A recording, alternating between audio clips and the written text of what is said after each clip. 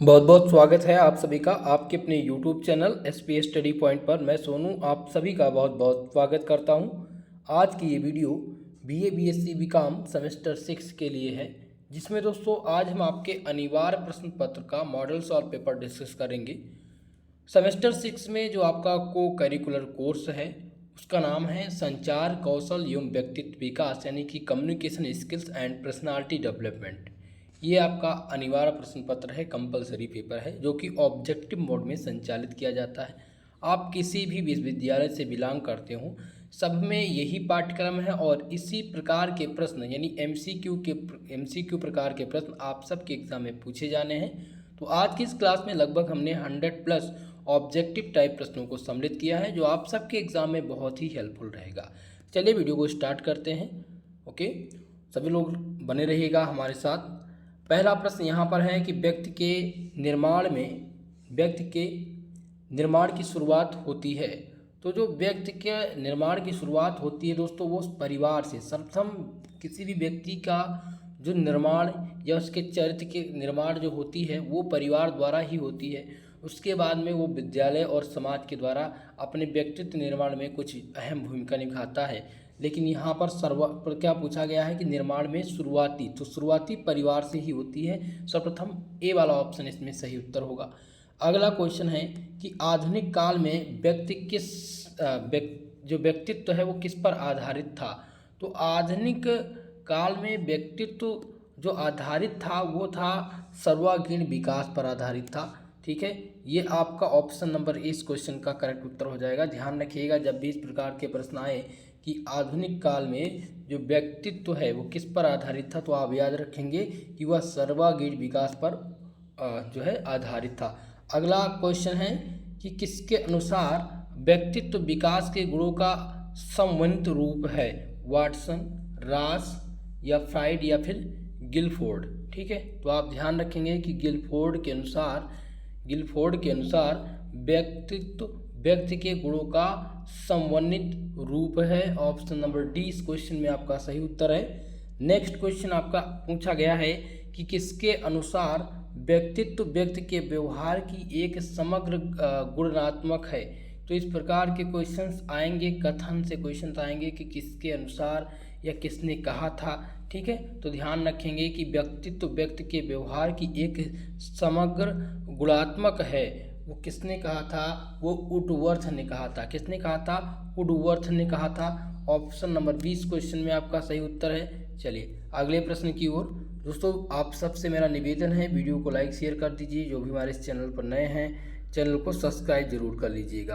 Okay, चलिए next प्रश्न की ओर। आपका अगला प्रश्न दिया गया है कि किसके अनुसार हम जो करते हैं वही व्यक्तित्व है। किसने कहा था कि जो हम कर रहे हैं वही व्यक्तित्व कहलाता है। तो आप ध्यान रखेंगे कि वाटसन ने कहा था कि हम जो कर रहे हैं वही व्यक्तित्व है। ठीक है, तो ऑप्शन डी यहाँ पर बी वाला ऑप्शन आपका सही उत्तर होगा। नेक्स्ट क्वेश्चन है कि किसके अनुसार व्यक्तित्व आदतों की उन अवस्थाओं का संवयन है जो वातावरण के साथ व्यक्ति की विशिष्ट अभियोजना का प्रतिनिधित्व करती है। यहाँ पर आपके ऑप्शन दिए गए थे वुडवर्थ, वाटसन या फिर ऑप्शन नंबर सी था केम्प या डी है फ्राइड। तो ध्यान रखेंगे इसमें जो आपका सही उत्तर हो जाएगा वो ऑप्शन सी हो जाएगा। केम्प के अनुसार व्यक्तित्व आदतों की उन अवस्थाओं का संवयन है जो वातावरण के साथ व्यक्ति के विशिष्ट अभियोजना का प्रतिनिधित्व करती है। ऑप्शन सी इसमें आपका सही उत्तर होगा। नेक्स्ट क्वेश्चन आपका इसमें पूछा गया है दोस्तों, जो कि मोस्ट इम्पॉर्टेंट है। किसके अनुसार वातावरण के साथ सामान्य एवं अस्थायी संयोजन ही व्यक्तित्व है। वुडवर्थ, बोरिंग, केम्प या वाटसन। तो इसमें ध्यान रखिएगा कि बोरिंग ने कहा था कि वातावरण के साथ सामान्य एवं अस्थायी संयोजन ही व्यक्तित्व है। ऑप्शन नंबर कौन सा सही हो जाएगा? बी आपका इसमें करेक्ट उत्तर होगा। नेक्स्ट क्वेश्चन है कि किसके अनुसार व्यक्तित्व जन्मजात एवं अर्जजात प्रवृत्तियों का एक प्रकार का योग है। पहले ऑप्शन यहाँ पर दिए गए हैं आल्फोर्ड, रास, केटल या वाटसन। तो ध्यान रखेंगे इसमें जो सही उत्तर हो जाएगा वो कौन सा हो जाएगा? जल्दी से आप सभी लोग उत्तर करेंगे इस प्रश्न का, ठीक है। तो इसमें आपका जो सही उत्तर हो जाएगा वो हो जाएगा डेसिल।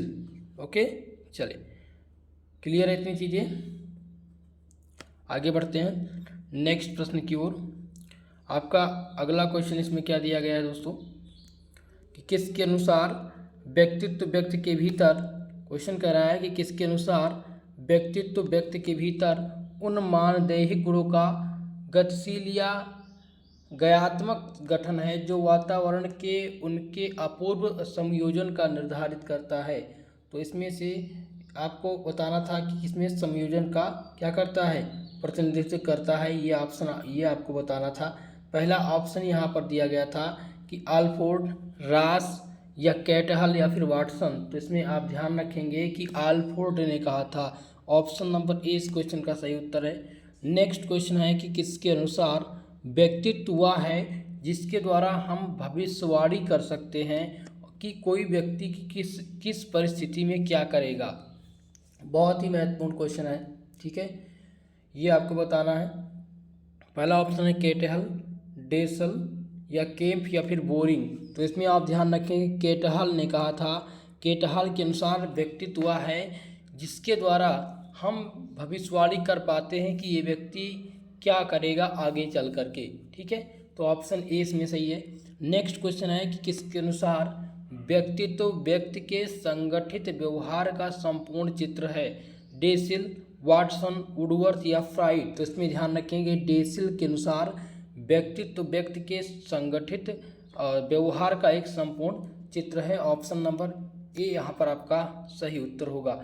दोस्तों लगभग 7 से 8 प्रश्न यहाँ से पूछे जाएंगे कि किसके अनुसार व्यक्तित्व क्या है, ठीक है। तो इसलिए कथन सभी के नाम यहाँ पर दिए गए हैं और सबको मैं यहाँ पर तैयार करा रहा हूँ, ठीक है, ताकि आपका रिवीजन रहे और आप इन प्रश्नों को हल कर पाएँ।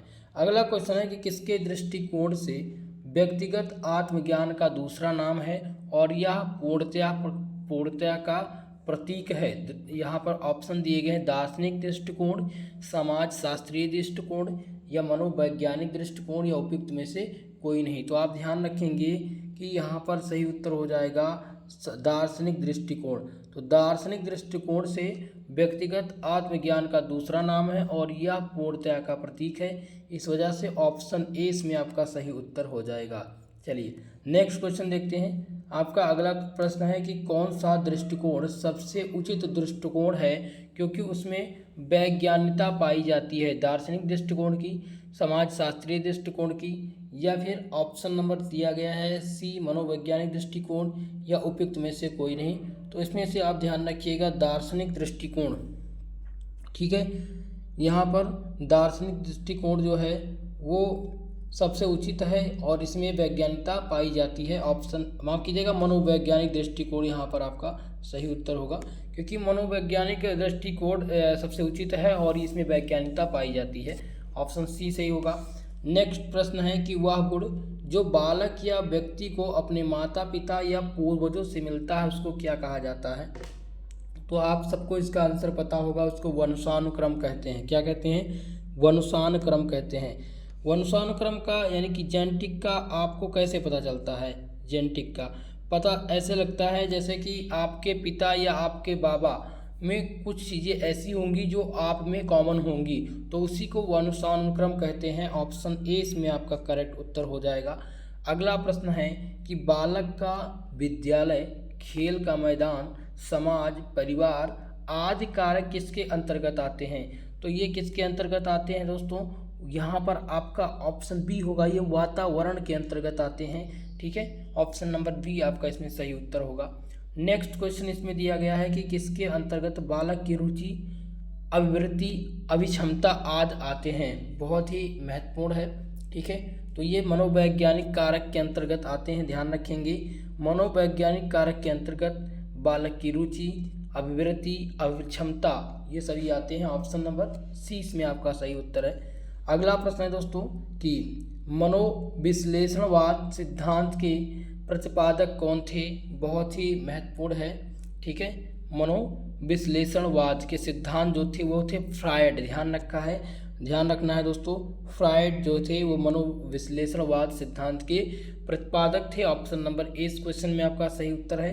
अगला क्वेश्चन है कि मनोविश्लेषणवाद के व्यक्तित्व के जीवन के कितने वर्ष व्यक्तित्व के निर्माण के लिए महत्वपूर्ण माने गए हैं? तो प्रारंभिक 5 वर्ष मोस्ट इम्पॉर्टेंट हैं। ठीक है, किसी भी व्यक्ति के निर्माण के लिए प्रारंभिक जो 5 वर्ष होते हैं वो बहुत ही महत्वपूर्ण होते हैं। ऑप्शन नंबर 20 क्वेश्चन में आपका सही उत्तर है। चलिए नेक्स्ट प्रश्न की ओर बढ़ेंगे दोस्तों। इतनी चीज़ें क्लियर हैं, सभी लोग थम्स अप करके बता दीजिए भाई। चलिए अगला क्वेश्चन है कि निम्नलिखित में से कौन सा व्यक्तित्व का प्रमुख गुण है? सभी लोग उत्तर कीजिएगा कि इनमें से व्यक्तित्व का प्रमुख गुण कौन सा है। तो आपको इस पर ध्यान रखने योग्य बातें हैं कि व्यवहार ही व्यक्तित्व का प्रमुख गुण है। ऑप्शन नंबर 20 क्वेश्चन में आपका सही उत्तर है। अगला प्रश्न है कि वोनर ने व्यक्ति के कितने प्रमुख तत्व बताए हैं? तो वोनर ने बताया था व्यक्ति के प्रमुख तत्व कितने? 6 प्रमुख तत्व बताए हैं। ऑप्शन सी इस क्वेश्चन में आपका सही उत्तर होगा। अगला प्रश्न है कि जीन पियागेट के व्यक्तित्व विकास की कितनी अवस्था बताई गई? जीन पियागेट ने व्यक्तित्व विकास की कितनी अवस्था बताई है? तो जीन पियागेट ने दोस्तों व्यक्तित्व विकास की 4 अवस्थाएं बताई हैं। कितनी? 4। ध्यान रखेंगे 4 अवस्था बताई थी। ऑप्शन ए सही है। वोनर ने व्यक्तित्व के कितने प्रमुख तत्व बताए थे? तो वो 6 बताए थे। निम्नलिखित में से कौन सा व्यक्ति का प्रमुख गुण है? तो आपका व्यवहार ही प्रमुख गुण है। तो ये 3 आपके आंसर हो जाएंगे।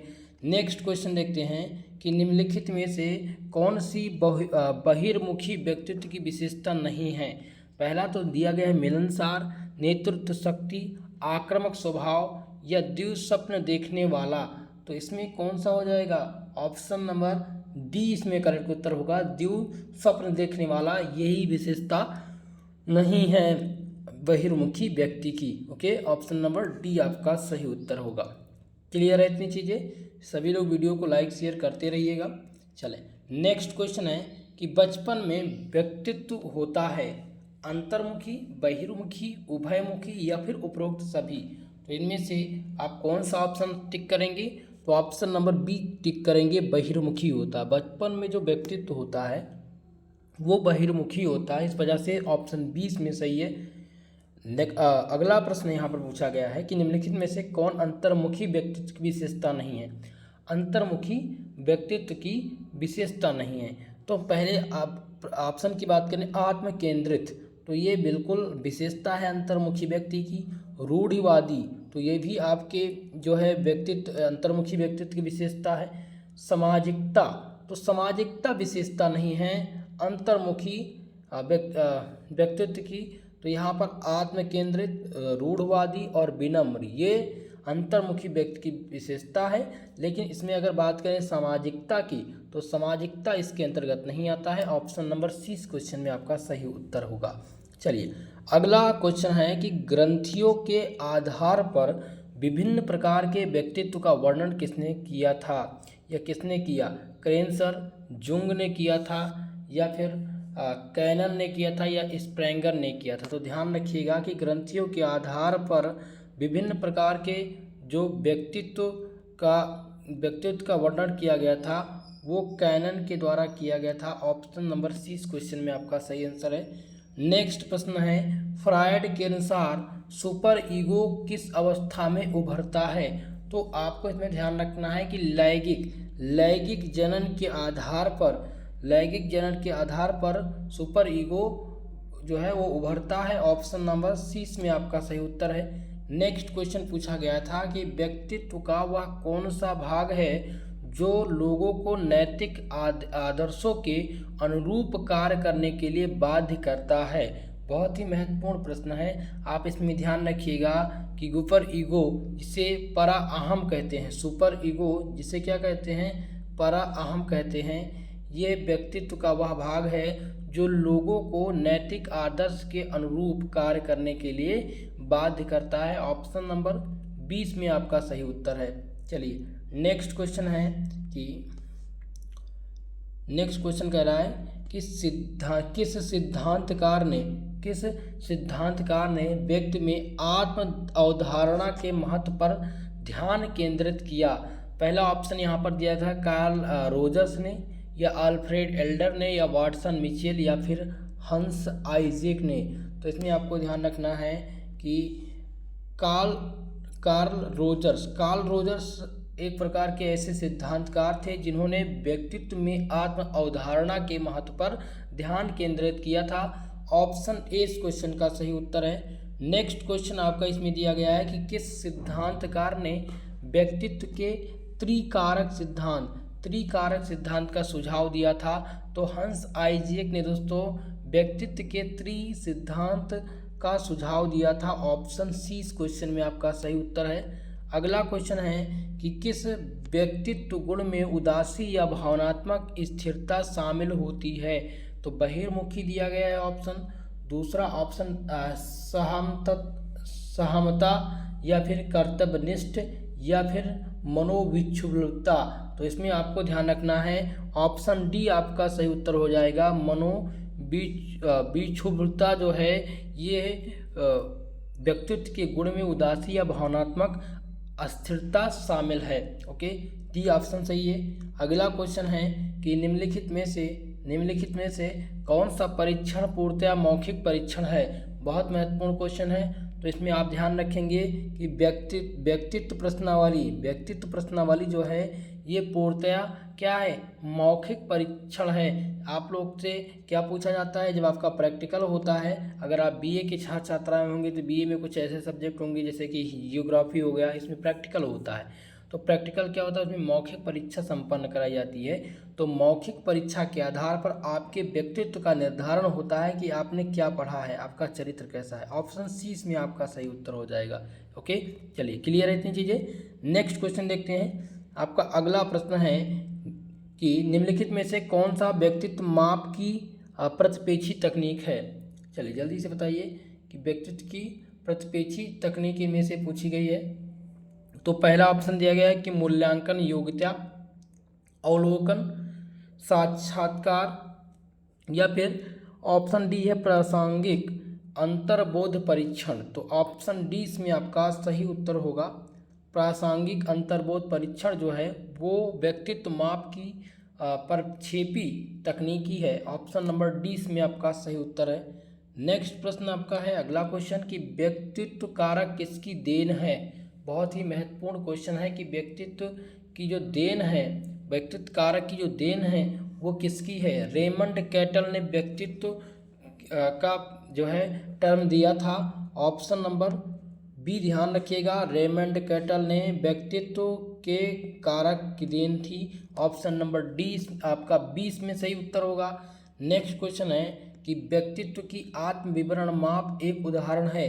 MMPI का वाक्य पूर्णता परीक्षण, या फिर रोसा परीक्षण, या फिर TAT।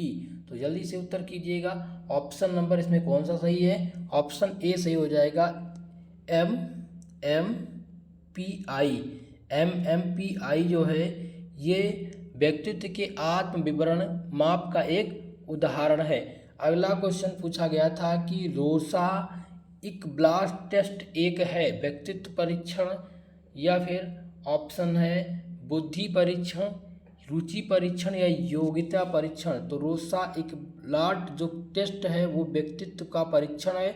ऑप्शन ए इसमें आपका सही उत्तर हो जाएगा। नेक्स्ट क्वेश्चन देखते हैं। अगला प्रश्न पूछा गया था कि किसी व्यक्ति के व्यक्तित्व का सर्वोत्तम मूल्यांकन निम्नलिखित में से किसकी सहायता से किया जाता है। तो ध्यान रखेंगे एक अनुसूची परीक्षण के द्वारा किसी व्यक्ति के व्यक्तित्व का सर्वोत्तम मूल्यांकन किया जाता है। ऑप्शन नंबर ए इस क्वेश्चन में आपका सही उत्तर हो जाएगा। इतनी चीज़ क्लियर है दोस्तों। चले नेक्स्ट प्रश्न की ओर थोड़ा सा क्वालिटी बढ़ा लीजिएगा अगर जो है अक्षर आपको स्पष्टता ना दिखे तो, ठीक है। चले अगला क्वेश्चन कह रहा है कि निम्नलिखित में से कौन सी कॉर्पोरेट संगठन के लिए उपयुक्त ड्रेस है। तो इसमें से आपको ध्यान रखना है कि व्यवसाय की औपचारिक जो ड्रेस है वो कॉर्पोरेट संगठन के लिए उपयुक्त ड्रेस है। ऑप्शन नंबर ए इस क्वेश्चन का सही उत्तर होगा, ठीक है। चलिए नेक्स्ट प्रश्न देखते हैं। अगला क्वेश्चन है कि महिलाओं को इंटरव्यू के समय किस प्रकार के जूते पहनने चाहिए। तो पहला ऑप्शन है सैंडल, हाई हील या फिर कैजुअल जूते या आगे से अंगूठा बंद जूते। तो इनमें से कौन सा सही उत्तर होगा कि जब भी इंटरव्यू का समय हो तो महिलाओं को क्या पहनना चाहिए, आगे से अंगूठा बंद जूता पहनना चाहिए। ऑप्शन डी इसमें आपका सही उत्तर है। नेक्स्ट क्वेश्चन है कि पुरुष को बेल्ट के रंग का चुनाव करते समय ध्यान देना चाहिए। तो पुरुष को हमेशा किस रंग का, तो ध्यान रखेंगे बेल्ट का रंग जूते के रंग से मिलता हुआ होना चाहिए। ठीक है, तो इसलिए कौन सा ऑप्शन हो जाएगा, बी वाला। जब भी आप बेल्ट लें, कमर बेल्ट का जब चुनाव करें तो उसमें आपको एक बात हमेशा ध्यान रखने योग्य है कि आपका जो बेल्ट का कलर है वो शूज से मिलता होना चाहिए। लेकिन ऐसा स्पष्टता नहीं कह पाएंगे आप। अगर ऑफिशियल की बात करें तब वहाँ पर हो सकता है, लेकिन अगर हम फॉर्मल की बात करें तो वहाँ पर नहीं, क्योंकि आजकल की जो स्पोर्ट शूज़ हैं वो ज़्यादातर वाइट कलर में ही आते हैं, और वाइट कलर में आप लेते हैं तो फिर बेल्ट का चुनाव आप कैसे कर पाएंगे। ओके, तो मैं इस पर 100% श्योर नहीं हूँ, बाकी ऑफिशियल में ये चलता है। ओके, चलिए बी ऑप्शन आपका सही है। अगला क्वेश्चन है कि व्यक्तिगत ग्रूमिंग को विस्तार में कहा जाता है व्यक्तिगत इच्छा, व्यक्तिगत विकास या फिर प्रोफेशनल एथिक्स या उपयुक्त में से कोई नहीं। तो ध्यान रखेंगे कि व्यक्तिगत ग्रूमिंग को व्यक्तिगत स्वेच्छा का विस्तार कहा जाता है। ऑप्शन नंबर ए इस क्वेश्चन का सही आंसर होगा। नेक्स्ट क्वेश्चन है कि वह विज्ञान जो व्यक्ति के स्वास्थ्य की दैनिक देखभाल से संबंधित है उसको क्या कहा जाता है, अच्छी साज सज्जा, व्यक्तिगत स्वच्छता, व्यक्तिगत विकास या स्वनिर्भरता।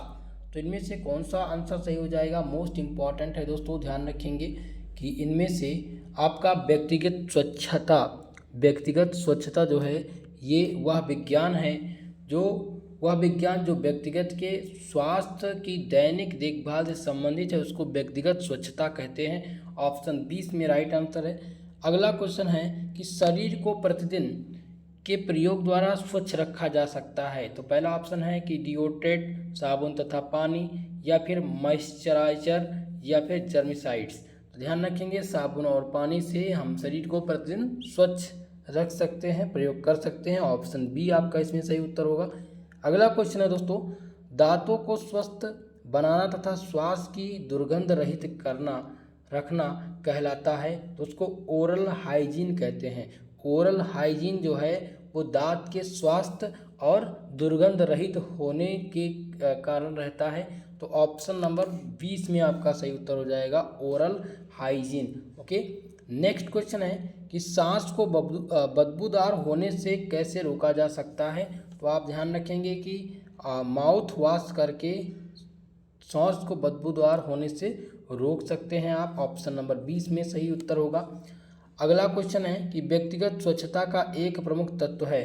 तो इसमें से ध्यान रखिएगा कि व्यक्तिगत स्वच्छता का जो प्रमुख तत्व है वो है साफ सफाई। क्या है, साफ सफाई करके हम व्यक्तित्व के स्वच्छता का एक प्रमुख तत्व बन सकते हैं। ऑप्शन डी इसमें आपका सही उत्तर होगा।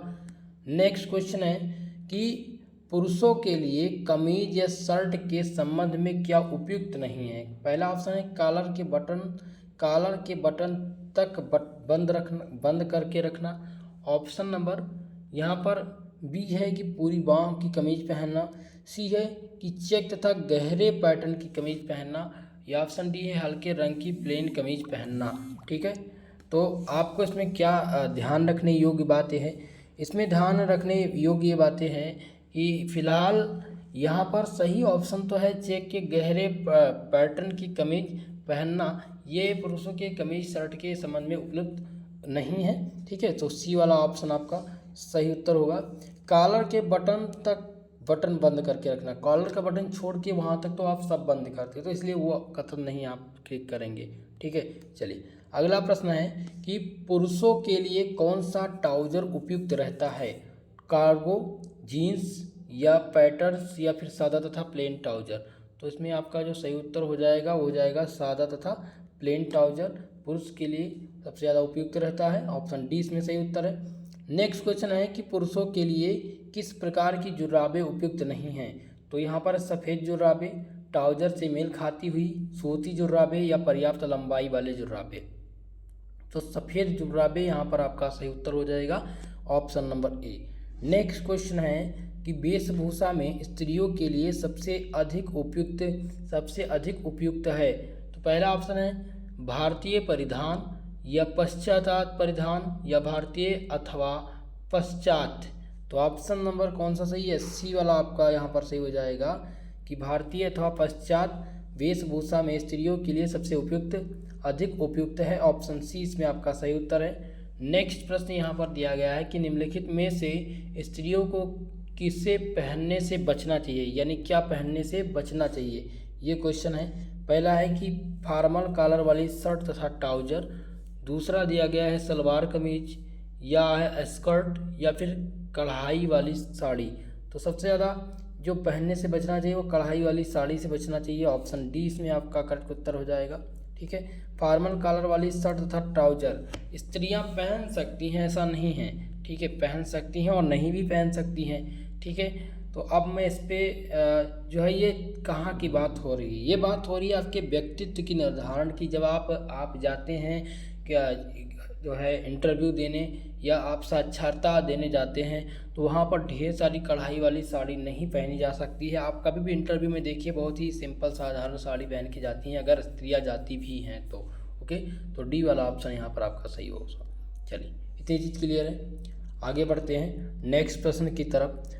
आपका अगला क्वेश्चन दिया गया है जो कि संबंधित है आपके ओरल स्वास्थ्य से। ठीक है, तो ओरल स्वास्थ्य समस्या का तुरंत समाधान ना करने का जो सामान्य परिणाम है वो क्या है, बहुत ही महत्वपूर्ण है।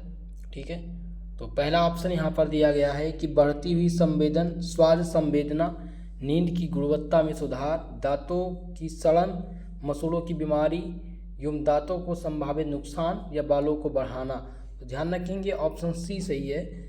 ओरल स्वास्थ्य समस्याओं को तुरंत अगर उनका समाधान ना किया गया तो इसका परिणाम ये आता है कि आपके दांतों में सड़न आएगा, मसूड़ों की बीमारी आएगी और दांतों को संभावित नुकसान भी होगा। ओके, चलिए नेक्स्ट क्वेश्चन है कि किसी को न्यूट्रल तरीके से मेकअप क्यों पसंद करना चाहिए। तो इसमें आपके ऑप्शन दिए गए मेकअप को अधिक परिष्कृत या संपूर्ण दिखाना, या ऑप्शन बी कह रहा है कि साक्षात्कारकर्ता को ध्यान आकर्षित करने के लिए गोरा दिखना, या मेकअप मूल्यांकन साक्षात्कारकर्ता द्वारा किया जाना। तो ध्यान रखेंगे इसमें अगर ये सोचते हैं कि हमारे चेहरे से कोई हमारे साक्षात्कार या हमारे व्यक्तित्व का निर्धारण करेगा तो ये बिल्कुल असत्य है, आप गलत सोच रहे हैं, ऐसा बिल्कुल नहीं है। तो ऑप्शन नंबर ए इसमें सही हो जाएगा कि मेकअप को अधिक परिष्कृत या संपूर्ण दिखाना, न्यूट्रल तरीके से मेकअप पसंद करना है। ऑप्शन ए इसमें आपका सही उत्तर हो जाएगा। अगला प्रश्न यहाँ पर देखिए क्या है। नेक्स्ट क्वेश्चन कह रहा है कि किसी को साक्षात्कार के लिए क्या ले जाना चाहिए, एक पर्स, एक ब्रीफ केस, एक बैकपैक। तो इसमें से आपको ध्यान रखना है। ठीक है, क्या लेके जाना चाहिए, तो यहाँ पर आपका जो सही उत्तर हो जाएगा दोस्तों वो हो जाएगा, पहला तो है महिला एक माध्यम आकार का बैग, पुरुष एक स्टाइल पोर्टफोलियो। ठीक है, ये दूसरा है इसमें कि महिला एक बैकपैक, पुरुष एक ब्रीफ केस। तो ये बिल्कुल असत्य हो जाएगा भैया, ये वहाँ पर ब्रीफ केस लेके आप कहाँ जाओगे साक्षात्कार में। ठीक है, तो इसमें आपका सही उत्तर हो जाएगा ऑप्शन ए कि महिला एक माध्यम आकार का बैग ले, पुरुष एक फाइल ले लें। ठीक है, फाइल जो आप बनाते हैं जिसमें आप अपने सारे डॉक्यूमेंट्स रखते हैं वो लेके जाना होता है। ऑप्शन ए इसमें आपका सही उत्तर है। नेक्स्ट क्वेश्चन है कि पुरुषों के लिए टाई में क्या पसंद नहीं किया जाता है। तो यहाँ पर आपको ध्यान रखने योग्य बातें हैं कि छोटा कैप्सल बिल्कुल भी पसंद नहीं किया जाता है। बाकी आपके सभी ऑप्शन सही है, तो यहाँ पर डी वाला ऑप्शन आपका सही उत्तर होगा।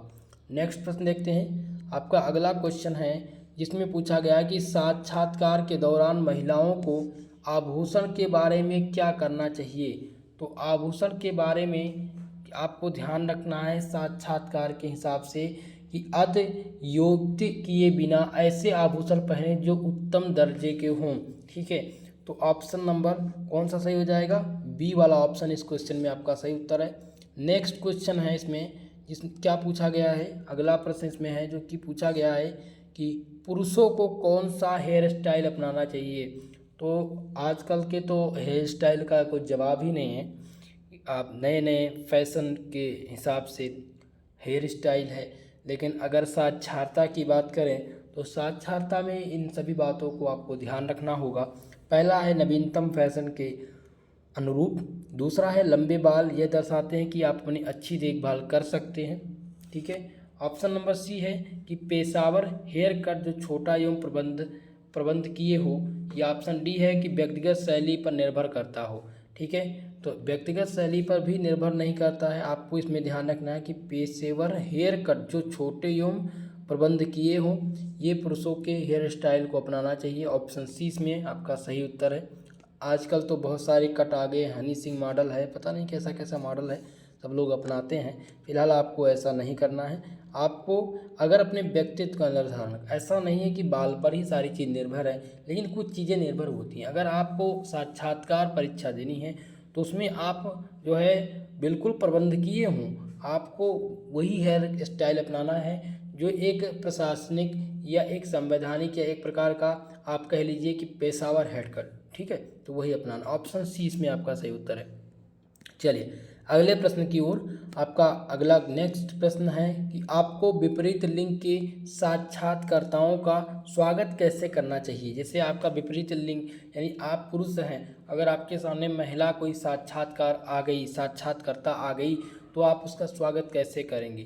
पहला ऑप्शन है कि आप उसका अभिवादन तभी करना चाहिए जब आपको नमस्कार करे या चुप रहे, केवल मुस्कुराहट के साथ या हाथ मिलाना या मुस्कुराहट के साथ, या अभिवादन आवश्यक नहीं है। तो ये तो अन्यथा हो जाएगा। अभिवादन तो आवश्यक है, लेकिन आप किस प्रकार से करेंगे, हाथ मिला करके या मुस्कुराहट के साथ, या आप प्रणाम करके बोलेंगे, ये साक्षात्कारता का स्वागत करेंगे। ठीक है, तो ऑप्शन सी इसमें सही हो जाएगा कि हाथ मिलाना या मुस्कुराहट के साथ आप साक्षात्कारताओं का स्वागत करेंगे, अगर आपके विपरीत लिंग है तो। ठीक है, और अगर नहीं भी है तब भी आपको इसी प्रकार से स्वागत करना है। अगला है कि पेशेवर या कार्यस्थल सेटिंग में मेकअप करते समय प्राथमिकता क्या होनी चाहिए, ये क्वेश्चन है। ठीक है, तो आपको इसमें ध्यान रखना है कि गाढ़े रंगों के साथ प्रयोग करना या प्राकृतिक विशेषताओं को सूक्ष्म तरीके से बढ़ाना। आपका ऑप्शन जिसमें नंबर बी सही होगा। कौन सा, बी वाला, कि प्राकृतिक विशेषता को सूक्ष्म तरीके से बढ़ाना, ये पेशेवर या कार्यस्थल सेटिंग की मेकअप की प्राथमिकता होनी चाहिए। ऑप्शन नंबर 20 में सही उत्तर है। नेक्स्ट क्वेश्चन है कि मेकअप करते समय ड्रेस कोड पर विचार करना क्यों महत्वपूर्ण है। तो इसमें महत्वपूर्ण इसलिए है कि ये सुनिश्चित करना सबसे इम्पोर्टेंट हो जाता है कि आपके लिए जो मेकअप समग्र है वो समग्र रूप से मेल खा रहा है या नहीं। ठीक है, इसलिए ऑप्शन नंबर 20 में आपका इम्पोर्टेंट है, आपका सही उत्तर है। अगला क्वेश्चन है मसूड़ों की बीमारी एवं दांत खराब होने का मुख्य कारण क्या होता है। तो पहला ऑप्शन है आप अधिक पानी पीते हैं इस वजह से, या खराब ओरल स्वच्छता प्राथमिकताएं, या दांतों की नियमित जांच, या ऑप्शन नंबर डी दिया गया कि कठोर टूथब्रश का उपयोग करना। तो इसमें से सही ऑप्शन आपका है ऑप्शन बी, खराब ओरल स्वच्छता प्राथमिकताएं जो हैं वो मसूड़ों की बीमारी एवं दांत खराब होने का मुख्य कारण बन सकती हैं। ऑप्शन नंबर 20 में आपका सही उत्तर होगा। चलिए इतनी चीज़ क्लियर है। नेक्स्ट प्रश्न देखते हैं। आपका अगला क्वेश्चन है कि इनमें से कौन सा साक्षात्कार का एक प्रकार नहीं है। साक्षात्कार का प्रकार पूछा गया कि इनमें से कौन सा नहीं है। आपके ऑप्शन दिए गए हैं स्क्रीनिंग साक्षात्कार, तनाव साक्षात्कार, संगीत साक्षात्कार, या फिर मध्याह्न भोजन साक्षात्कार। तो इसमें से आपको ध्यान रखना है, बहुत ही मोस्ट इम्पॉर्टेंट है दोस्तों, कि साक्षात्कार का प्रकार। जब प्रकार साक्षात्कार के प्रकार की बात हो तो आपको कुछ विशेष बातें ध्यान रखने योग्य होती हैं। ठीक है, इसी में आपसे क्वेश्चन पूछता है कि साक्षात्कार का जो है वो उपयोग क्या होता है। तो इसमें से संगीत जो साक्षात्कार है वो इनमें से साक्षात्कार का एक प्रकार नहीं है। ओके, तो ऑप्शन नंबर कौन सा सही हो जाएगा, यहाँ पर ऑप्शन नंबर आपका सी सही हो जाएगा। करेक्ट उत्तर हो जाएगा ऑप्शन नंबर सी, संगीत साक्षात्कार। नेक्स्ट क्वेश्चन है कि टेलीफोन पर बातचीत में इनमें से किस पर विचार नहीं किया जाता है। पहला है वक्ता का स्वर, वक्ता का वॉल्यूम, शारीरिक भाषा या संचार की भावनात्मक सामग्री। तो इनमें से सबसे ध्यान रखना है शारीरिक भाषा। टेलीफोन पर बातचीत में हमें विचार नहीं करना चाहिए शारीरिक भाषा पर। ऑप्शन नंबर सी इसमें आपका सही उत्तर हो जाएगा, बॉडी लैंग्वेज। ओके, अगला प्रश्न है कि टेलीफोन साक्षात्कार की समयावधि सामान्यतः कितनी होनी चाहिए। 30 मिनट, 15 मिनट, 40 मिनट या 1 घंटा। तो मैक्सिमम अगर बात करें, माफ कीजिए, मिनिमम अगर बात करें तो आधे घंटे की होनी चाहिए। ठीक है, 30 मिनट की साक्षात्कारता होनी चाहिए। ऑप्शन नंबर ए इसमें आपका सही उत्तर होगा। नेक्स्ट क्वेश्चन है कि टेलीफोन ऑनलाइन वीडियो साक्षात्कार के कितने प्रकार होते हैं। तो ऑनलाइन वीडियो साक्षात्कार के कुल मिलाकर के 2 प्रकार हैं। ऑप्शन ए इसमें आपका सही उत्तर होगा। नेक्स्ट क्वेश्चन है कि उम्मीदवार के दृष्टिकोण का प्रतिबिंब है। शारीरिक भाषा उम्मीदवार के प्रतिबिंब है या फिर आत्मविश्वास, आँख के संपर्क या आवाज़ की स्पष्टता। तो इसमें से शारीरिक भाषा उम्मीदवार के दृष्टिकोण का प्रतिबिंब का प्रतिनिधित्व करता है। ऑप्शन ए इसमें आपका सही उत्तर होगा। नेक्स्ट क्वेश्चन इसमें दिया गया था कि असंरचित साक्षात्कार है। तो असंरचित साक्षात्कार क्या है। कभी कभी ही योजना किया जाना या सामान्यता निष्पक्ष होना, सामान्यता भविष्य से संबंधित होता है या सामान्यता पक्षपातपूर्ण कार्य प्रदर्शन है। तो इनमें से जो आपका सही उत्तर हो जाएगा वो हो जाएगा सामान्यता पक्षपात कार्य का प्रदर्शन करता है। ऑप्शन डी इसमें आपका सही उत्तर है। नेक्स्ट क्वेश्चन आपका है कि इनमें से किसमें एक से अधिक उम्मीदवार को साक्षात्कार के लिए लिया जा सकता है। तो पहला है व्यवहारिक साक्षात्कार, तनाव साक्षात्कार या समूह साक्षात्कार या फिर ऑडिशन। तो इनमें से कौन सा सही उत्तर हो जाएगा, जल्दी से आप सभी लोग उत्तर कीजिएगा। तो इनमें से समूह साक्षात्कार आपका करेक्ट उत्तर हो जाएगा। समूह साक्षात्कार जो है एक प्रकार का साक्षात्कार है जिसमें एक से अधिक उम्मीदवारों का साक्षात्कार लिया जा सकता है। ऑप्शन सी में आपका सही उत्तर हो जाएगा। समूह साक्षात्कार में लगभग 3 से 4 लोग या 10 लोग सम्मिलित होते हैं।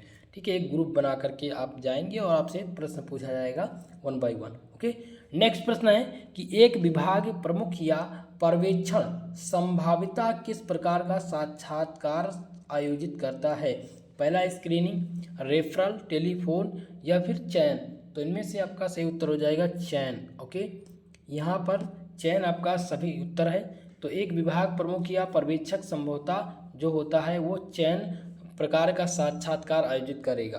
सी डी वाला ऑप्शन आपका यहाँ पर सही है। अगला क्वेश्चन है कि प्रथम साक्षात्कार के रूप में आज साक्षात्कार का कौन सा रूप प्रायः प्रयोग किया जाता है। निर्देशित, टेलीफोन, असंरचित या तनाव। तो सबसे ज़्यादा जो प्रयोग किया जा रहा है वो आजकल दैनिक जीवन में टेलीफोन के द्वारा साक्षात्कार सबसे ज़्यादा बढ़ गया है। ऑप्शन नंबर बी आपका यहाँ पर सही उत्तर होगा। नेक्स्ट क्वेश्चन है कि निम्नलिखित में से कौन सा साक्षात्कार के लिए पहनने के लिए उपयुक्त है। बिजनेस कैजुअल, आकर्षक, चमकीले रंग की आधुनिक शैली या पेशेवर शैली। तो इनमें से कौन सा उत्तर सही हो जाएगा, पेशेवर शैली आपका इसमें सही उत्तर हो जाएगा। Option number D. Next question है कि टेलीफोन साक्षात्कार किसके लिए सर्वोत्तम है। तो इसमें पहला ऑप्शन है कि किसी ऐसे व्यक्ति से बात करने के लिए जो एक जांच कहानी का लक्ष्य है। तो बिल्कुल टेलीफोन साक्षात्कार का ही सर्वोत्तम नहीं होगा, यह ऑप्शन गलत है। अगला है किसी जटिल विषय पर एक लंबा साक्षात्कार आयोजन करने के लिए। तो ये भी आपका ऑप्शन गलत हो जाएगा। जब जटिल समस्या होगी तो आपको सामने आपसे लिया जो है उसका साक्षात्कार लेना चाहिए। अगला है किसी स्रोत से कुछ सूचना शीघ्रता से प्राप्त करने के लिए। ठीक है, तो ये कुछ हद तक आपका टेलीफोन साक्षात्कारता का प्रतिनिधित्व करता है। ऑप्शन नंबर सी इसमें आपका सही उत्तर होगा। ठीक है, चलिए नेक्स्ट क्वेश्चन है कि वीडियो साक्षात्कार के दौरान निम्नलिखित में से किस सामान्य गलती से बचना चाहिए। तो ऑप्शन ये है कि सामान्य वस्त्र पहनने से, तो ऐसा बिल्कुल नहीं है। दूसरा है कि कंप्यूटर स्क्रीनिंग के साथ आंखों का संपर्क बनाए रखने से, ये भी गलत ऑप्शन होगा। अगला है कि बहुत जल्दी या बहुत धीरे बोलना, ठीक है, तो ये भी बहुत ज़्यादा मैटर नहीं करता है। अगला है साक्षात्कार के दौरान अन्य कार्य करने या ईमेल देखने से, तो यही आपका सही कथन होगा, ठीक है, डी वाला ऑप्शन आपका सही कथन हो जाएगा। अगला क्वेश्चन है कि रिज्यूमे एक मुख्य भाग है जिसमें पता एवं तिथि शामिल होती है, ठीक है, अभिवादन, शीर्षक, नमस्कार या फिर भाग। तो रिज्यूमे जो आप लोग अपना रिज्यूम बनाते हैं, ठीक है, तो उसका एक प्रमुख भाग है उसमें जिसमें पता एवं तिथि सम्मिलित होती है। क्या उसमें अभिवादन या फिर दूसरा ऑप्शन यहाँ पर दिया गया है कि शीर्षक, तो इसमें से सही उत्तर क्या हो जाएगा, शीर्षक। रिज्यूमे एक मुख्य भाग है, इसमें पता तिथि शामिल होती है तथा शीर्षक भी शामिल होता है। ऑप्शन नंबर 20 में आपका राइट आंसर है। नेक्स्ट क्वेश्चन है कि रिज्यूमे का संयोजन शैली कहा जाता है, कार्यात्मक रिज्यूमे भी कहा जाता है या फिर हाइब्रिड रिज्यूमे कहा जाता है। तो रिज्यूमे की संयोजन शैली को क्या कहा जाता है, हाइब्रिड रिज्यूमे कहा जाता है। ऑप्शन सी इसमें आपका सही उत्तर होगा। नेक्स्ट प्रश्न है कि फ्रेशर के लिए रिज्यूमे कितने पेज का होना चाहिए। जो फ्रेशर हैं, जिन्होंने अभी कोई अनुभव नहीं लिया है, उनका जो रिज्यूमे होना चाहिए वो कितने पेज का होना चाहिए, 1 पेज का होना चाहिए। ऑप्शन ए इसमें आपका राइट आंसर है। आजकल देखेंगे कि लोग क्या करते हैं, रिज्यूमे तैयार करेंगे, फ्रेशर हैं चाहे एक्सपीरियंस है, वो लगभग 3 से 4 पेज, 2 पेज तो उनको ज़रूरी है कि वो बनवा ही लेंगे। लेकिन आपको ऐसा कभी भी नहीं करना है। जब भी आप फ्रेशर के तौर पर अपना रेज्यूमे सबमिट करें, किसी भी संस्था, किसी भी है जो भी जहाँ पर भी रेज्यूमे की आवश्यकता है, स्कूल हो गया, कॉलेज हो गया, तो वहाँ पर आप फ्रेशर अगर हैं तो आप केवल 1 पेज का ही रेज्यूमे देंगे। ओके, ऑप्शन ए इसमें आपका सही उत्तर होगा। अगला क्वेश्चन है कि रेज्यूमे का प्रारूप क्या है। तो आपका ये सभी प्रारूप के अंतर्गत आते हैं, कार्यात्मक रिज्यूमे, कार या फिर कालानुक्रम रिज्यूमे या संयोजन रिज्यूमे, ये रिज्यूमे के प्रकार हैं। तो ये सभी जो है एक प्रकार के प्रारूप आते हैं रिज्यूमे के। ओके, ऑप्शन डी इसमें सही उत्तर है। नेक्स्ट प्रश्न की ओर बढ़ेंगे। आपका अगला प्रश्न इसमें दिया गया है कि इनमें से कौन सा साक्षात्कार का एक प्रकार नहीं है। चले जल्दी से आप सभी लोग उसका उत्तर करेंगे कि इनमें से कौन सा साक्षात्कार का प्रकार नहीं है। तो आपको क्या ध्यान रखना था, संगीत साक्षात्कार एक प्रकार का प्रकार नहीं है। इस प्रश्न को हम लोग सॉल्व कर चुके हैं, ठीक है। चलिए अगले प्रश्न की ओर बढ़ेंगे। अगला क्वेश्चन इसमें दिया गया है कि प्रत्येक संदेशवाहक का प्रारंभिक विचार होता है, ये कथन किसका है। बहुत ही इम्पोर्टेंट है कि जो प्रत्येक संदेशवाहक होता है, ठीक है, प्रत्येक संदेशवाहक जो होता है वो प्रारंभिक विचारों से होता है, यह कथन किसने कहा था। तो बहुत ही महत्वपूर्ण है, रेंटाल ने ये कथन कहा था। ऑप्शन नंबर ए इसमें आपका सही उत्तर हो जाएगा।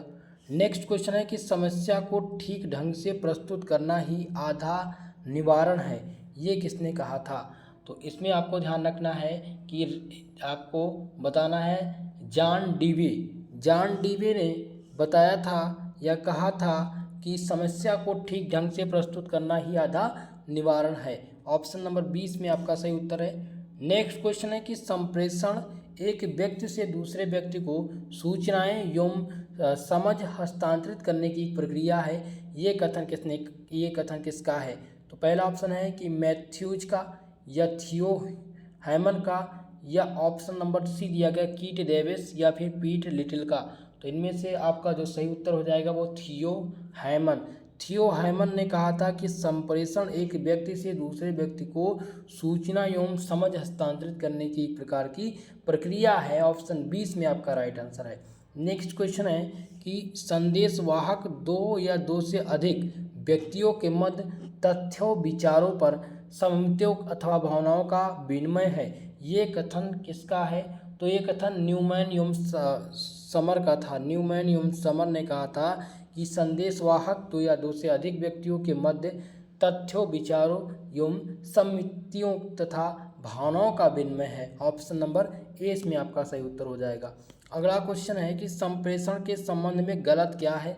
तो संप्रेषण के संबंध में यहाँ पर आपको गलत कथन बताना है दोस्तों। तो पहला है एक प्रकार का सतत प्रक्रिया है, तो संप्रेषण ये बिल्कुल एक प्रकार की सतत प्रक्रिया है, एक प्रबंधकीय प्रक्रिया है, एक द्विमार्गीय प्रक्रिया है, या उपयुक्त सभी। तो इसमें सही उत्तर हो जाएगा उपयुक्त सभी। ठीक है, डी वाला ऑप्शन, क्योंकि संप्रेषण ना तो एक सतत प्रक्रिया है, ना ही द्विमार्गीय प्रक्रिया है, और ना ही प्रबंधकीय प्रक्रिया है। ठीक है, तो ऑप्शन कौन सा है? डी वाला ऑप्शन इसमें सही उत्तर होगा।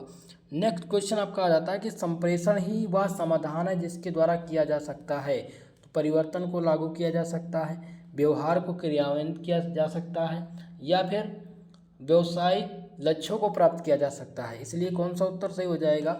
इनमें आपका सही उत्तर हो जाएगा ऑप्शन नंबर डी, उपयुक्त सभी। ये उपयुक्त सभी जो है ये संप्रेषण का वह साधन जिसके द्वारा हम क्या कर सकते हैं? परिवर्तन को लागू कर सकते हैं, व्यवहार एवं क्रियान्वित को भी लागू कर सकते हैं, और व्यवहारिक लक्ष्यों को भी प्राप्त कर सकते हैं। ठीक है, डी ऑप्शन इसमें सही उत्तर होगा। अगला क्वेश्चन है कि संदेश वाहक का क्रम होता है अधोगामी या ऊर्ध्वगामी, या उक्त ए और बी दोनों या उपयुक्त में से कोई नहीं। तो संदेश वाहक का क्रम क्या होता है दोस्तों? इसमें ध्यान रखने योग्य ये बातें हैं कि अधोगामी और ऊर्ध्वगामी ये संदेश वाहक का क्रम होता है। तो ऑप्शन ए भी सही है और बी वाला भी ऑप्शन सही। इस वजह से कौन सा ऑप्शन टिक करेंगे? सी ऑप्शन इसमें आपका सही उत्तर होगा। चलिए, नेक्स्ट प्रश्न है कि संप्रेषण में संदेश का आदान प्रदान होता है मौखिक, लिखित, सांकेतिक या उपयुक्त सभी। तो आपको ध्यान रखना है उपयुक्त सभी यहाँ पर आपका सही उत्तर हो जाएगा। संप्रेषण में संदेश का आदान प्रदान जो होता है मौखिक भी होता है, सांकेतिक भी होता है और लिखित भी होता है। अगला क्वेश्चन है कि संदेश वाहक के न्यूनतम पक्षकार कितने होते हैं? तो ध्यान रखना है कि जो संदेश वाहक के न्यूनतम पक्षकार होते हैं उनकी संख्या कितनी है? 2 है। ऑप्शन 20 में आपका सही उत्तर होगा। नेक्स्ट प्रश्न की ओर बढ़ें। आपका अगला क्वेश्चन है कि संप्रेषण का प्रमुख उद्देश्य किस व्यक्ति, किसी समूह या किसी बात में परिवर्तन करना है या प्रतिकूल प्रवृत्ति को समाप्त करना है। यह कथन किसका था? ये कथन था अर्नेस्ट डेसल का। किसका कथन था? अर्नेस्ट डेसल का एक कथन था। ऑप्शन 20 में आपका राइट आंसर है। नेक्स्ट क्वेश्चन है कि निम्न में से कौन सा संप्रेषण का उद्देश्य नहीं है? तो ध्यान रखने योग्य बात यह है कि इसमें से संप्रेषण का पूछा गया है कि कौन सा उद्देश्य नहीं है, तो भ्रम उत्पन्न करना ये उद्देश्य नहीं है संप्रेषण का। ऑप्शन नंबर 20 में आपका राइट आंसर होगा। नेक्स्ट क्वेश्चन है कि संप्रेषण के कार्य इसमें से पूछे गए हैं। तो संप्रेषण का कार्य क्या है? पहला है कर्मचारियों को सूचना उपलब्ध कराना, तो ये भी संप्रेषण मैसेज का कार्य है। प्रबंध को सूचना उपलब्ध कराना, तो बिल्कुल ये भी सत्य है। अगला है पूर्तिकर्ताओं का सामान समन्वय बनाना, तो ये संप्रेषण का कार्य है। इसलिए उपयुक्त सभी आपका सही उत्तर होगा। ये सभी क्या है? संप्रेषण के कार्य के अंतर्गत आते हैं। डी वाला ऑप्शन सही उत्तर है। चलिए, नेक्स्ट क्वेश्चन इसमें है कि एल्विन टॉफलर के संचार की ऐतिहासिक प्रगति की कितनी वेब बताई गई हैं? तो इनमें वेब की जो संख्या थी वो 3 वेब थी। ऑप्शन सी इसमें आपका सही उत्तर था। अगला क्वेश्चन है कि संचार की प्रक्रिया को उचित क्रम में व्यवस्थित कीजिए। तो बहुत ही महत्वपूर्ण है ये क्वेश्चन। इसमें ध्यान रखना है कि संचार की जो प्रक्रिया है, ठीक है, उसमें ध्यान रखने योग्य बातें ये है कि सबसे पहले स्रोत आएगा, यानी स्रोत, फिर संदेश आप लिखेंगे, फिर माध्यम आप ढूंढेंगे, फिर प्राप्तकर्ता, फिर उसका फीडबैक। यही उचित क्रम है और किसका? संचार का। ऑप्शन ए में आपका सही उत्तर होगा। इतनी चीज क्लियर है। चलिए, नेक्स्ट प्रश्न की ओर बढ़ेंगे।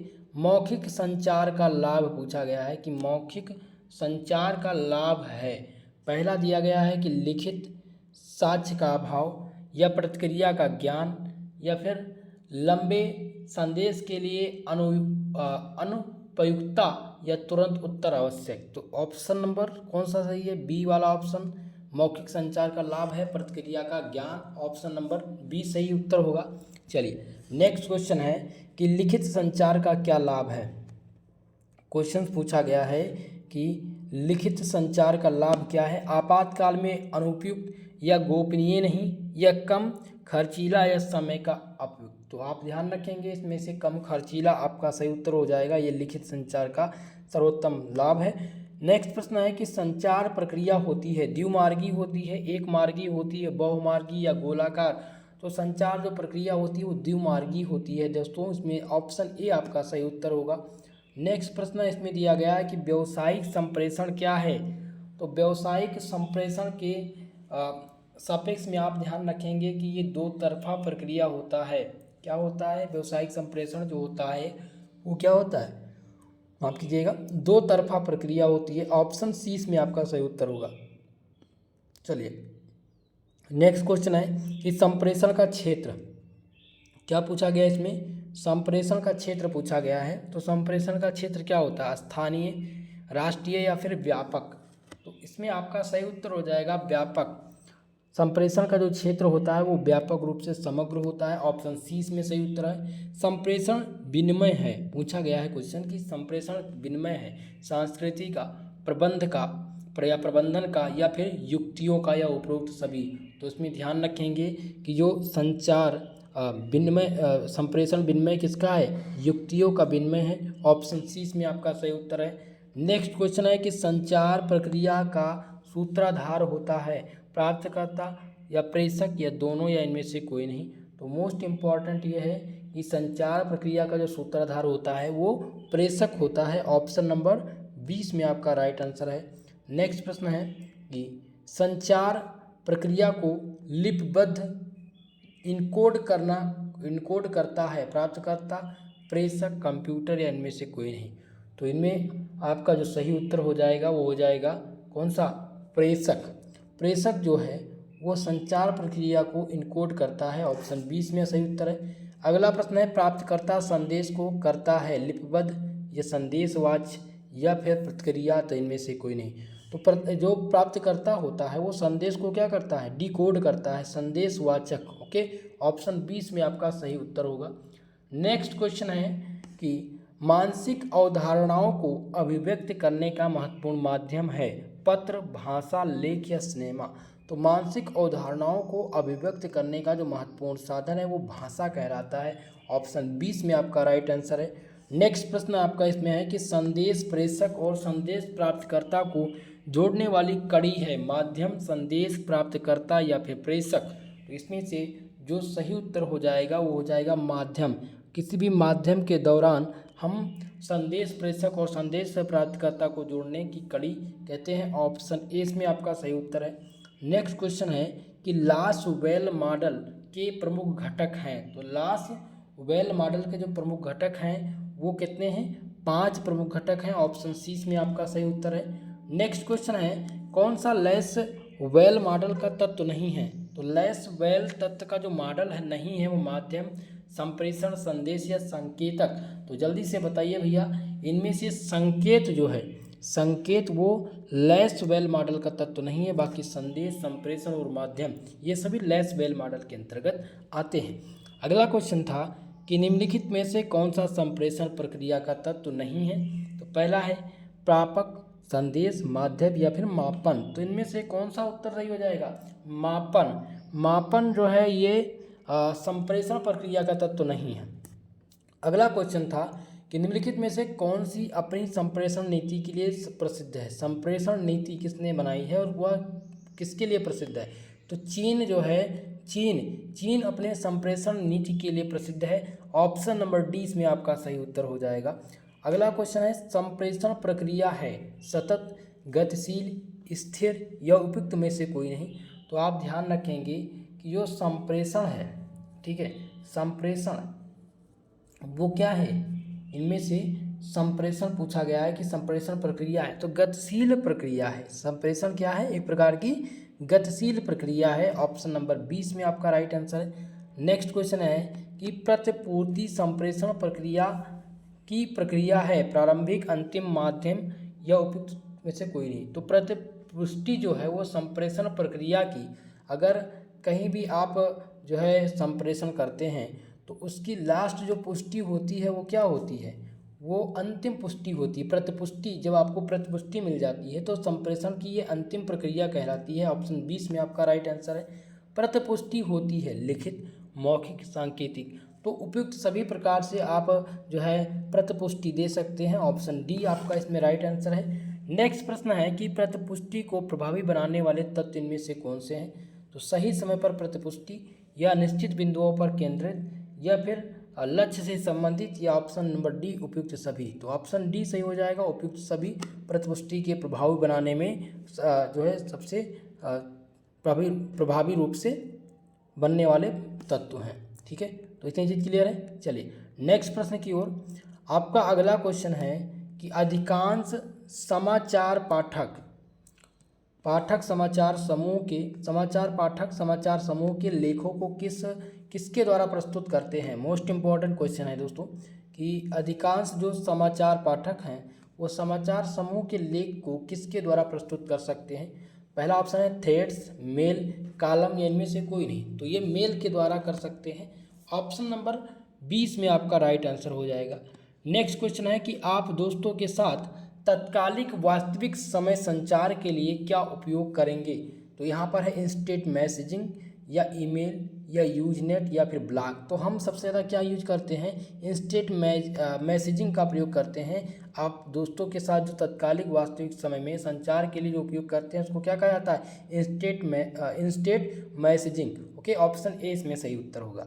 अगला क्वेश्चन है ईमेल संदेश किस रूप में प्रेषित किया जाता है। तो पहला है पैकेट्स के रूप में, या फिर ऑप्शन नंबर बी है ऑर्डर्स के रूप में, या फ्रेगमेंट के रूप में, या डाटाग्राम के रूप में। तो ईमेल संदेश जो है हम किस रूप में करते हैं, तो आप ध्यान रखेंगे कि पैकेट्स के रूप में हम करते हैं। ऑप्शन ए इसमें आपका सही उत्तर हो जाएगा। नेक्स्ट क्वेश्चन इसमें दिया गया है कि वॉइस मेल या ईमेल और ऑनलाइन स्पेशल नेटवर्क किसका उदाहरण है। तो ये उदाहरण है कंप्यूटर कम्युनिकेशन का। किसका, कंप्यूटर कम्युनिकेशन के अंतर्गत वॉइस मेल, ईमेल और ऑनलाइन सोशल नेटवर्क आता है। ऑप्शन ए इसमें आपका सही उत्तर हो जाएगा। चलिए अगला क्वेश्चन है कि ईमेल का वह भाग जिसमें वास्तविक सामग्री को लिखा जाता है, तो इसको क्या कहते हैं, माफ कीजिएगा, एड्रेस। दूसरा है बॉडी, सिग्नेचर, या फिर सब्जेक्ट। तो ईमेल का वह भाग जिसमें हम क्या करते हैं कि जो समग्र रूप से क्या करते हैं, हम बॉडी लैंग्वेज के आधार पर ईमेल में वास्तविक सामग्री को लिखते हैं। ऑप्शन नंबर बी आपका इसमें राइट आंसर है। नेक्स्ट क्वेश्चन है कि मेल भेजने के लिए किस बटन पर आपको क्लिक करना होता है। तो सेंड बटन पर आपको क्लिक करना होता है किसी भी चीज़ को भेजने के लिए, चाहे वो ईमेल हो चाहे वो मैसेज हो। अगला क्वेश्चन है कि निम्नलिखित में से कौन एक ईमेल क्लाइंट है, Outlook, Internet Explorer, Netscape, या फिर इनमें से कोई नहीं। तो आपको इसमें ध्यान रखना है कि दोस्तों ये जो आपका आउटलुक है, आउटलुक क्या है, इनमें से एक ईमेल क्लाइंट है। ऑप्शन नंबर ए इसमें आपका सही उत्तर है। नेक्स्ट प्रश्न है कि ईमेल पते के लिए पहले भाग की पहचान है। ईमेल पते के पहले भाग की इनमें से कौन सी पहचान है। तो डोमेन का नाम, या उपयोगकर्ता, या फिर दूसरा ऑप्शन दिया गया है कि ISP या घर का पता। तो उपयोगकर्ता के नाम से हम सबसे पहले ईमेल का जो है पता करते हैं। ऑप्शन नंबर बी आपका राइट आंसर है। नेक्स्ट क्वेश्चन है कि वह संग्रहण क्षेत्र जो किसी खाते के सभी मेलों को संग्रहित करता है उसको क्या कहते हैं। तो उसको मेल बॉक्स कहते हैं। क्या कहा जाता है, मेल बॉक्स के अंतर्गत संग्रहण क्षेत्र के सभी खाते के सभी मेल को संग्रहित करता है। ऑप्शन सी इसमें राइट आंसर है। नेक्स्ट क्वेश्चन देखिए, अगला प्रश्न है कि इनमें से किसका प्रयोग करें ताकि आपको ईमेल पते का आपका जो ईमेल पता है उसको याद ना करना रहे। तो इसमें से एड्रेस बुक का प्रयोग जब अगर आप करते हैं तो आपको ईमेल के पते को याद नहीं रखना पड़ता है। ऑप्शन नंबर सी इसमें सही उत्तर हो जाएगा। नेक्स्ट क्वेश्चन है कि इसमें फिल इन द ब्लैंक दिया गया है कि बताता है कि किस मेल के बारे में है। तो सब्जेक्ट बताता है कि जो मेल है वो किस विषय पर है। ठीक है, आप जब मेल भेजते हैं तो उसमें सब्जेक्ट में लिखना होता है, चाहे आप कोई फाइल संलग्न करें चाहे आप उसमें लिखें। ठीक है, तो ए ऑप्शन यहाँ पर आपका सही उत्तर होगा। अगला क्वेश्चन इसमें दिया गया है कि संचार में उपयोग किए जाने वाले उत्क्रम, माप, एंट्रोपी की अवधारणा किससे संबंधित है। तो वो अनुक्रम से संबंधित है। किससे संबंधित है दोस्तों, अनुक्रम से संबंधित है। ऑप्शन सी इसमें आपका राइट आंसर हो जाएगा। नेक्स्ट क्वेश्चन है कि निम्नलिखित में से कौन सा सामाजिक नेटवर्क नहीं है। तो सामाजिक नेटवर्क पहला है कि लिंक्डइन या इंस्टाग्राम, ट्विटर, ईबे, ये सब क्या है, ये सभी सामाजिक नेटवर्क हैं, लेकिन इनमें से ईबे जो है वो सामाजिक नेटवर्क के अंतर्गत नहीं आता है। ठीक है, इंस्टाग्राम, ट्विटर, लिंक्डइन, ये सभी क्या है, सामाजिक नेटवर्क के अंतर्गत है, लेकिन ईबे इसमें के अंतर्गत नहीं आता है। अगला क्वेश्चन है कि छोटी बातचीत होती है औपचारिक, अनौपचारिक, सामान्यतः या छोटी। तो छोटी बातचीत हमेशा अनौपचारिक रहती है। ऑप्शन 20 में आपका सही उत्तर होगा। नेक्स्ट क्वेश्चन पूछा गया है कि छोटी छोटी बातें करना सीखने से लाभ है, सामाजिक कौशल का विकास, संबंध बनाने में सहायक, उपयुक्त में से कोई नहीं या उपयुक्त दोनों। तो इनमें से कौन सा ऑप्शन सही हो जाएगा? ऑप्शन नंबर सी सही होगा, उपयुक्त दोनों। सामाजिक कौशल का विकास और संबंध बनाने में सहायक, ये छोटी छोटी बात करने से आपके मन में एक जिज्ञासा आती है, एक आपके अंदर आत्मसम्मानता या आत्मसमर्पण आता है, जिससे आप अपने बॉडी लैंग्वेज को और मजबूत बनाते हैं। ऑप्शन नंबर सी इसमें सही उत्तर हो जाएगा। अगला क्वेश्चन है कि छोटी बातचीत से संबंधित कला में सम्मिलित होता है। तो छोटी बातचीत से संबंधित कला के रूप में जो सम्मिलित है वो पहला ऑप्शन है ओपन एड्रेस प्रश्नों को पूछना, ये आपका पहला हो गया। दूसरा है सक्रिय रूप से सुनने का अभ्यास करना, और तीसरा दिया गया है कि हास्य का प्रयोग करना या उपयुक्त सभी। तो छोटी बातचीत के संबंध में कला से जो सम्मिलित है वो उपयुक्त सभी है। ऑप्शन नंबर कौन सा, डी वाला आपका यहाँ पर राइट आंसर हो जाएगा। और ये प्रश्न था कि छोटी छोटी बात करना सीखने से लाभ है, तो छोटी छोटी बात से सीखने का लाभ क्या है, सामाजिक कौशल का विकास करना और संबंध बनाने में सहायक, ये आपका सी वाला ऑप्शन इसमें सही उत्तर हो जाएगा। ओके, चलिए नेक्स्ट क्वेश्चन देखते हैं। आपका अगला प्रश्न था कि निम्नलिखित में से कौन सा शिक्षण से संबंधित प्रश्न पूछने का उद्देश्य है। तो पहला ऑप्शन है कि विद्यार्थी की कल्पना एवं कार्य शक्ति का विकास करना, विद्यार्थियों की, ऑप्शन बी कह रहा है कि विद्यार्थियों की संकोचशीलता को दूर करना, या विद्यार्थियों को उत्तर देने हेतु प्रेरित करना, या उपयुक्त सभी। तो ऑप्शन नंबर सी, डी वाला ऑप्शन यहाँ पर सही हो जाएगा कि ये सभी उद्देश्य शिक्षण से संबंधित हैं, कि आप विद्यार्थी की कल्पना एवं तर्क शक्ति का अगर विकास करना चाहते हैं तो आप क्या करें कि उनसे आप मौखिक टेस्ट जरूर लें। दूसरा है विद्यार्थियों की संकोचशीलता को दूर करना। बहुत सारे विद्यार्थी ऐसे होते हैं जिनको नॉलेज तो बहुत अच्छा होता है लेकिन वो बोल नहीं पाते हैं, क्लासरूम में वो पीछे बैठते हैं और डरते हैं कि टीचर हमसे कुछ पूछ ना ले। तो वो दूर किस प्रकार से हो सकता है कि शिक्षक को चाहिए कि हर बच्चे को वो मौका दें कि आप उन चीज़ों को या किसी भी तथ्यों पर बोले, तो उससे आपकी संकोचशीलता जो है वो दूर हो जाती है। सी ऑप्शन है विद्यार्थी को उत्तर देने से प्रेरित करना। तो बिल्कुल सत्य है कि जब आप जैसे मान लिया मैं आप सबको पढ़ा रहा हूँ तो मैं आपसे बार बार कहूँगा कि आप इन प्रश्नों को इम्पोर्टेंट है इनको तैयार कीजिए, या आप कमेंट बॉक्स में इसका उत्तर कीजिए। तो आप उससे अगर मेरे 10 बार बोलने से एक बार भी आपके दिमाग में फ़र्क चला तो आप क्या करेंगे कि इसको थोड़ा सा आप क्या करेंगे, कंसंट्रेट करेंगे इस प्रश्न पर।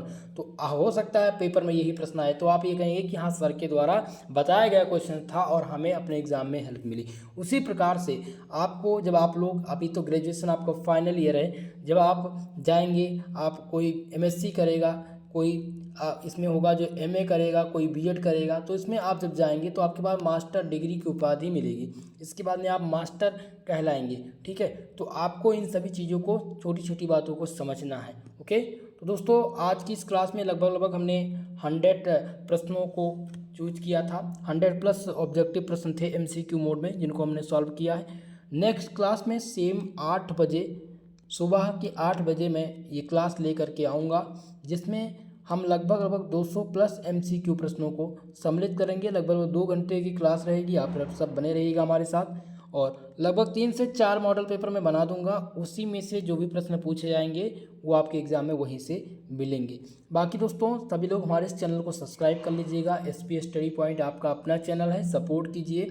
ठीक है, और जल्द ही आपको डिजिटल बोर्ड पर मैं क्लास दूंगा, वहाँ पर आपको चीज़ें और समझ में आएंगी।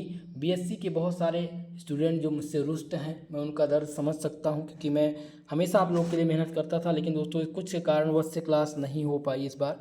और प्रयास ये रहेगा कि नेक्स्ट सत्र आपका बहुत अच्छा जाएगा और आपको बोर्ड पर, डिजिटल बोर्ड पर मैं क्लास प्रोवाइड कराऊंगा। ठीक है, तो वीडियो को लाइक शेयर करना मत भूलिएगा। आज के लिए बस इतना ही, मिलते हैं किसी नेक्स्ट वीडियो के साथ। तब तक के लिए जय हिंद, जय भारत।